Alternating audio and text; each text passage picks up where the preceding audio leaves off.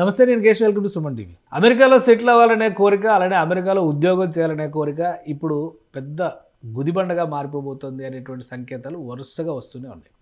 అమెరికాలో ఎలాంటి పరిణామాలు జరిగినా మన H1B వీసాల విషయంలో కానీ, $1,00,000 కట్టే వ్యవహారం పైన కానీ, అలానే ఉద్యోగాల్లో ఉన్నటువంటి వాళ్ళకి ఆటోమేటిక్ ఎక్స్టెన్షన్స్ ఇచ్చేటువంటి విధానంలో కానీ పెద్దగా మార్పులు ఏమి వచ్చేట్టుగా కనిపించడం లేదు. తాజా పరిస్థితులు ఏ విధంగా ఉన్నాయి, ఎన్నికలు, లోకల్ ఎలక్షన్స్ తర్వాత అమెరికాలో జరుగుతున్నటువంటి పరిణామాలు కూడా ఆసక్తికరంగా మారుతున్నాయి. వీటన్నిటిపైన విశ్లేషణ చూద్దాం.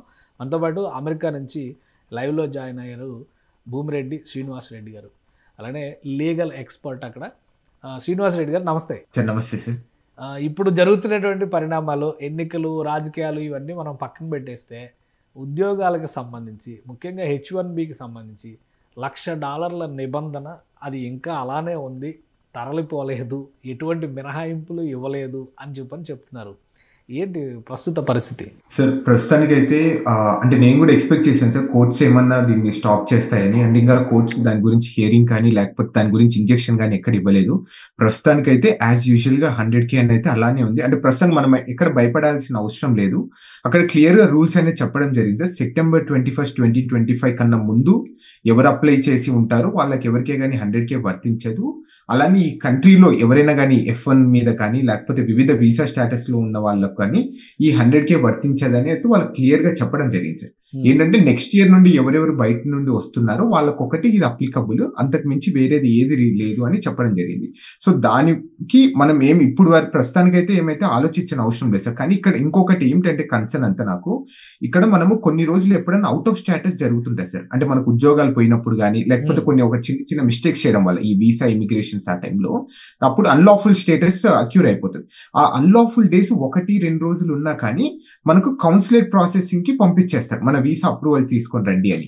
ఒక్కసారి అలా పంపించి బయట నుండి లోపలికి రావాలి అంటే తప్పకుండా ఈ 100K వర్తిస్తాదని చెప్తున్నారు. కానీ కంపెనీలు వీటిపైన చాలా రిస్ట్రిక్షన్స్ పెడుతున్నాయి. 100K కట్టడం అంటే చాలా అసాధ్యం, అవసరమైతే ఉపసంహరణలే ఉంటాయి తప్పితే కట్టే పరిస్థితి ఉండదు అని కూడా వస్తుంది. ఇది చాలా మందికి ఆల్రెడీ H1B మీద ఉన్న వాళ్ళకి కూడా కొంత గుబులు రేపేటువంటి విషయంగా కనిపిస్తుంది. ఏమంటారు? అదైతే వాస్తవం కదా సార్. అంటే కార్పొరేట్స్ కి 100K అంటే వాళ్ళకి శాలరీస్ కూడా అంత ఉండవు కదా సార్ వాస్తవానికి. ఇప్పుడు శాలరీస్ కూడా అందరూ వేజ్ లెవెల్ 2లో అట్లా ఉంటారు, సుమారు 80,000 నుండి 90,000 ఉంటారు. ఆ 90,000కు మళ్ళీ అదనంగా $1,00,000 వాళ్ళకి కట్టి ఎంప్లాయ్మెంట్ మనం ఎంప్లాయీస్ కానీ బయట నుండి తీసుకొని వచ్చే అవకాశం అయితే చాలా తక్కువగా ఉంటుంది. అంటే ద మెయిన్ మోటివ్ ఈ 100K కానీ లేకపోతే వివిధ ఈ H1Bs లో కానీ లేకపోతే చేంజెస్ అని ఇక్కడున్న అమెరికన్ వర్కర్స్ ని హైర్ చేసుకోవాలి, ఇక్కడ ఉన్న వాళ్ళని ట్రైన్ చేసి వీళ్ళని ఉద్యోగాలలో హైర్ చేసుకోవాలి అనే ఒక ఇంటెన్షన్ ఇవన్నీ చేస్తున్నారు సార్. అంతే. తర్వాత ఇంకోటి అండి, ఇప్పుడు ఈ ఉద్యోగాలకు సంబంధించి ఆల్రెడీ సర్వీస్ లో ఉన్న వాళ్ళకి ఆటోమేటిక్ ఎక్స్టెన్షన్స్, ఈ 500 రోజులు 540 రోజులు పైన చేసినటువంటి వాళ్ళకి ఉండేటువంటి నిబంధనలు కూడా మళ్ళీ రిస్ట్రిక్ట్ చేస్తుంది గవర్నమెంట్.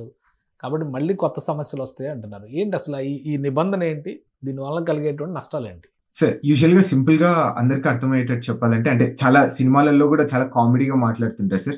అంటే సో పెళ్లి సంబంధాలు చూసినప్పుడు అబ్బాయికి I-140 అప్రూవ్ అయిందా కాలేదా అని అడుగుతుంటారు. సో ఎందుకు అడుగుతారంటే ఈ I-140 అప్రూవ్ అయింది అంటే, సో అక్కడికి వాళ్ళ వైఫ్ ని ఇక్కడికి తీసుకొని వచ్చినప్పుడు, స్పౌస్ ని అలా హస్బెండ్ ని కానీ వైఫ్ ని కానీ ఇక్కడ తీసుకొని వచ్చినప్పుడు వాళ్ళకు ఎంప్లాయ్మెంట్ ఆథరైజేషన్ అనేది ఒకటి ఇస్తారు సార్. అంటే వాళ్ళు I-140 గ్రీన్ కార్డ్ ప్రాసెస్ లో ఉన్నారు కాబట్టి వీళ్ళు ఎన్నో సంవత్సరాలు 20 సంవత్సరాలు 15 సంవత్సరాలు వెయిట్ చేయాలి, అన్ని రోజులు ఇక్కడ ఫ్యామిలీస్ ఉండడం కష్టము ఈ ఫైనాన్షియల్ స్టెబిలిటీకి అని వీళ్ళు ఈ H4EAD అనేది తీసుకొని రావడం జరిగింది. అంటే ఒకటి కారణం ఏంటంటే ఈ గ్రీన్ కార్డ్ ప్రాసెసింగ్ డేస్ చాలా ఎక్కువ ఉన్నాయి, 20-30 సంవత్సరాలు పడుతుంది అన్నట్లనే ఫ్యామిలీస్ కూడా ఇక్కడ ఉన్న ఎక్స్పెండిచర్ ని తట్టుకోవాలి అనే ఒక ఇంటెన్షన్ ఎలా మనం క్యాలిక్యులేట్ చేయాలి అనుకున్న టైంలో ఈ H4EAD అనేది తీసుకొని రావడం జరిగింది.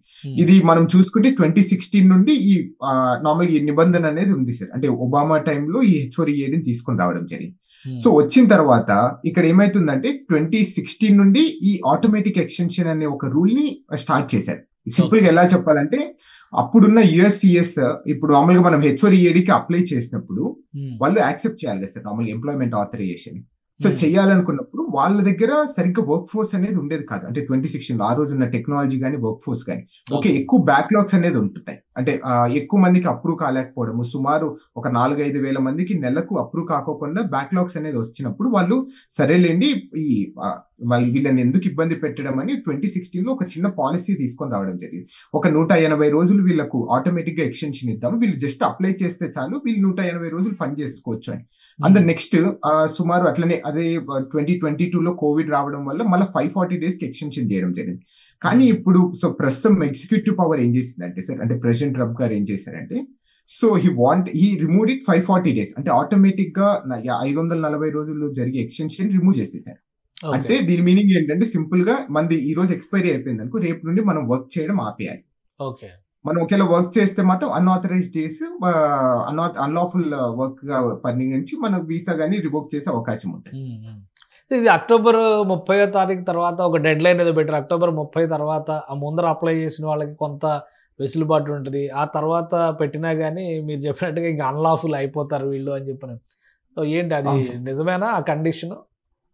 అది వాస్తవమే సార్. అది ఎగ్జాక్ట్ గా కరెక్ట్ గా October 30 ఈ పాలసీ రిలీజ్ చేశారు సార్, ఈ ఆటోమేటిక్ రిమూవల్ ని. నెక్స్ట్ డే డెడ్ లైన్ ఇవ్వడం జరిగింది, 31st లోపల మీరు అప్లై చేయండి లేకపోతే మీకు రాదు అని.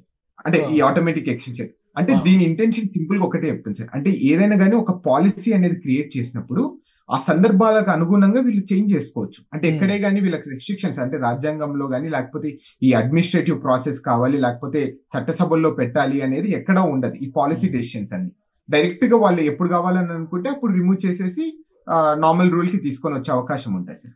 కానీ గవర్నమెంట్ షట్ డౌన్ అంటున్నారు ఒక పక్క నుంచి, డెసిషన్స్ ఏమో ఈ టైప్ ఆఫ్ డెసిషన్స్ వస్తుంటే చాలా ఆసక్తికరంగా ఉంది. గవర్నమెంట్ షట్ డౌన్ ఏంటి, ఈ నిర్ణయాలకి ఏమైనా లింక్ ఉందా? సంబంధం లేకుండా నిర్ణయం తీసుకోవచ్చా?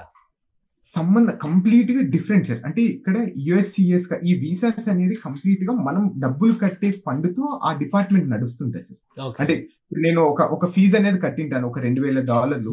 ఆ $2,000 దేనికి కట్టింటానంటే, అంటే అంతమంది వర్క్ ఫోర్స్ ఇక్కడ పనిచేయాలి, అన్ని గంటలు పనిచేయాలి కాబట్టి ఆ ఎక్విప్మెంట్స్ కానీ ఆ కంప్యూటర్స్ కానీ ఆ ఎలక్ట్రిసిటీ బిల్స్ కి ఆ ఓవర్ హెడ్ ఛార్జెస్ బట్టి మన దగ్గర నుండి ఫీజు అనేది కలెక్ట్ చేసుకుంటారు సార్. అంటే ఇది మనకి ఎన్ని అంటే అమెరికాలో ఎన్ని స్తంభించినా గానీ యుఎస్సిఎస్ డిపార్ట్మెంట్ ఆఫ్ హోమ్లాండ్ సెక్యూరిటీకి ఏం కాదు. ఇది ఎందుకంటే ఇది కంప్లీట్ గా funded by the visa applications. ఇప్పుడు పరిస్థితులు ఏమి ఇంకా మారలేదా? నిన్నగా మొన్న ఏవో లోకల్ ఎలక్షన్స్ రిజల్ట్స్ వచ్చినాయి, సరే వాటి సంగతి అట్లా ఉంటే అమెరికా నుంచి ప్రెసిడెంట్ ఆఫీస్ ఇచ్చినటువంటి స్టేట్మెంట్ త్వరలో ఇండియా టూర్ ఉంటుంది, అలానే 2 దేశాల మధ్య బిజినెస్ డీల్కి సంబంధించి చాలా ప్రోయాక్టివ్గా ప్రోగ్రెసివ్గా డిస్కషన్స్ జరుగుతున్నాయని సాటిస్ఫాక్షన్ వ్యక్తం చేయడం, కొంత మెత్తపడ్డారు అనే సంకేతాలు వస్తున్నాయి. కానీ నిర్ణయాలు చూస్తుంటే మాత్రం ఇంకా ఏం లేదు, అంత హార్డ్ కోర్ అలానే నడుస్తుంది అనిపిస్తుంది. సార్ అంటే ఇక్కడ మనం అదే మిక్స్ చేస్తున్నాం సార్ అందరము. అంటే నా ఫీలింగ్ ఏంటంటే వీసాస్ అనేది కంప్లీట్ గా వీళ్ళ నేషనల్ సెక్యూరిటీ కానీ నేషనల్ ఇంట్రెస్ట్ బట్టి వీళ్ళు వీసాలు అనేది అంటే సడలిస్తుంటారు, ఇస్తుంటారు, అదంతా కామన్ సార్. అంటే మనం దాన్ని డిప్లొమాటిక్ రిలేషన్స్ మనం కలపకూడదు అనేది అయితే నేను అనుకుంటున్నాను సార్. అంటే వీళ్ళ ఇష్టం కదా సార్, ఎంతమంది రావాలి, ఎలా నేను రూల్స్ పెట్టాలి అని వీళ్ళ అంటే వాళ్ళ ఆ భూభాగంలో వాళ్ళ ఇష్టం, ఎలాంటి రూల్స్ అయినా పెట్టే అవకాశం ఉంటుంది, అది రాజ్యాంగబద్ధంగా. అంటే with respect to the foreign diplomacy ఏంటంటే ఇప్పుడంతా ఈ గ్లోబలైజేషన్ జరిగిన తర్వాత ఎవరికి బార్డర్స్ లేవు సార్.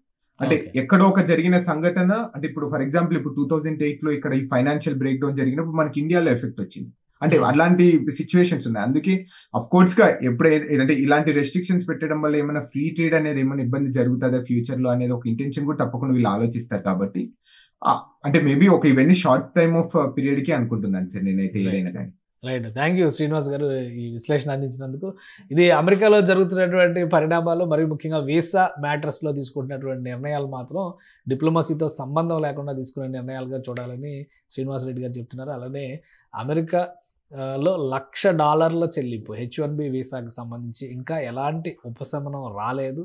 పైగా ఈ I-140 డాక్యుమెంట్స్ విషయంలో కూడా ఇంకా రిస్ట్రిక్షన్స్ పెరిగాయి తప్పితే తగ్గలేదు అనేటువంటిది చాలా క్లియర్గా ఎక్స్ప్లెయిన్ చేస్తున్నారు. సో అమెరికాలో పనిచేసేటువంటి వాళ్ళు, అమెరికా వెళ్ళాలనుకునే వాళ్ళకి ఇంకా ఇది గడ్డు కాలంగానే కనిపిస్తుంది. ఇది special discussion, keep watching. Suman టీవీలో మీ పర్సనల్ అండ్ బిజినెస్ ప్రమోషన్స్ కోసం కింది నెంబర్కి కాంటాక్ట్ చేయండి.